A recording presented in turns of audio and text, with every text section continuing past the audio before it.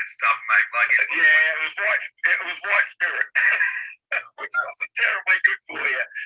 There was no rock hills of safety in those days. I mean, those old 900s and the 930s, right? The streamliners, as the Americans would refer to them, there are in the summertime. And remember, right, South Australian summertime was, right at the time that I was the cleaner.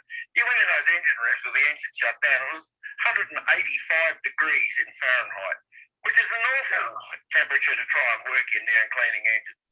Anyway, we cleaned it all the way through till 1971, and that was Easter 1971, where I got a shunt fireman's job down at Port Adelaide, running around all the wharves and wool stores and things down there. Oh, yeah, a lot of street running. Yeah, a lot of street running. Yeah, that was good. I spent a lot of time down at Port. I think that's where I went when I came from Salem Bend to Mile End, finished my rules, I ended up in Port Adelaide. Jack Dow was my driver. Actually, I worked with old Jack too. He was a good organist.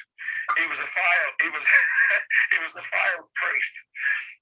Oh, that's right. Yeah, he was a funny guy. A little bit. A little bit hard to get through. But good, he was a good guy.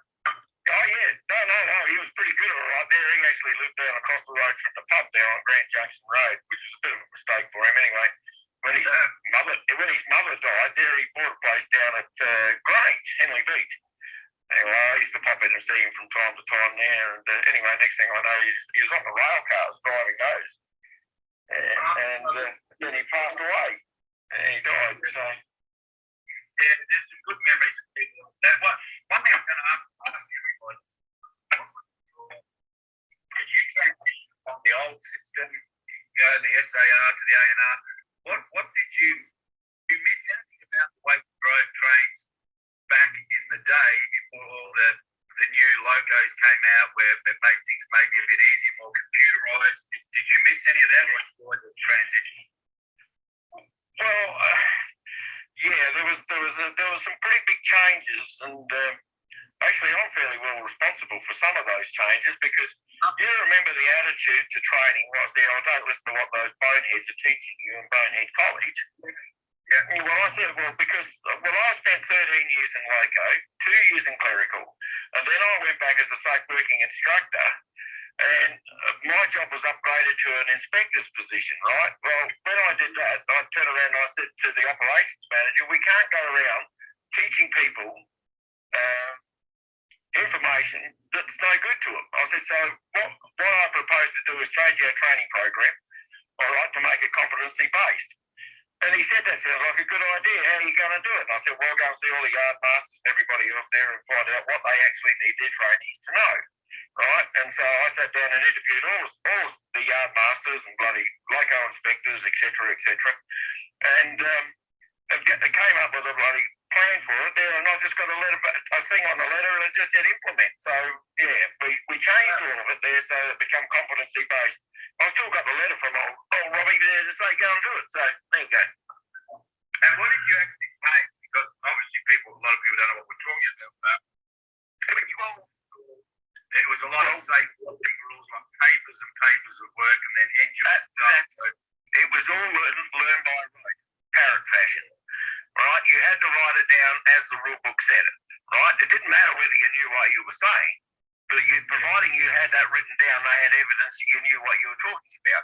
And I said, well, we can still do the same thing, but we can have a little bloody box at the end of each thing here.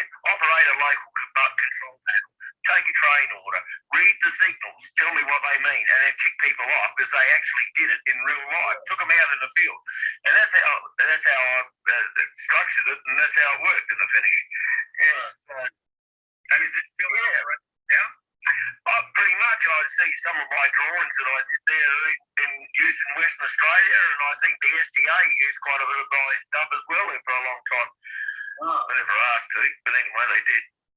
Well, that's great, mate. And what did you find is like, if you could gradually move out of the old locos, the Elcos, 900s, 830s into these newer, more computerized modern locos, did you like that? Was it good? Well, let me tell you one thing. In the days of the SAR, right, you had a double Alco outfit right there. If you instance, you weren't allowed to use any more than 300 amps of dynamic braking.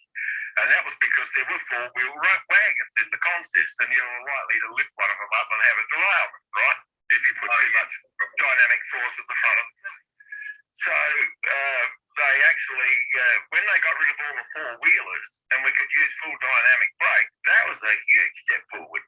I mean, for controlling trains and being a lot safer, because then you had the time to recharge your brakes on that very steep gradient coming down the Adelaide Hills. Yeah, and what do you think of the Alcos, mate? Like a lot of guys I've spoken to really, obviously their horsepower is different now, but they said one thing about the Alcos, if you stopped on a steep grade, you still lift it without too much trouble, you know? Well, you had manual sanding too, which was a really good idea. You know, you could put your sand down as you were coming to a stop, right? So you had good traction to be able to lift your train when you had to get going. Yeah. Okay, your trains were only, I mean, 3 Alcos and Tail and Bend and Mile End was 1,760 tonne, I think, maximum for the 3 of them. Well, now they've got, 4 or 5 engines on the front for many thousands of horsepower. And pulling 4,500, 5,000 tonne. That's because they've relayed the track with concrete sleepers and very heavy rail. In our early days there, you would stringline the train. You'd pull the curve and you'd have a derailment. So that has actually changed things quite a lot.